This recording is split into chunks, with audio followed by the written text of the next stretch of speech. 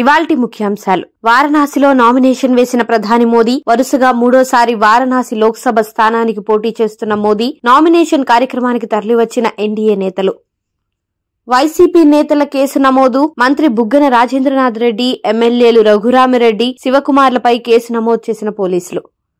NDA కూటమికి 400 సీట్లు వస్తాయి. చంద్రబాబు. ప్రధాని మోడీ నామినేషన్ కార్యక్రమానికి హాజరైన చంద్రబాబు 2047కు వికసిత్ భారత్ లక్ష్యంగా ప్రధాని మోదీ కృషి చేస్తున్నారని వ్యాఖ్య.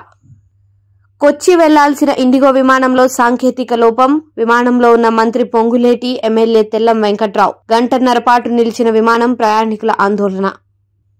ఢిల్లీ మద్యం కేసు. కవిత ఛార్జ్షీట్ పై నేడు విచారణ. ఈడీ దాఖలు చేసిన ఛార్జ్షీట్ ను పరిగణలోకి తీసుకోవడంపై విచారణ.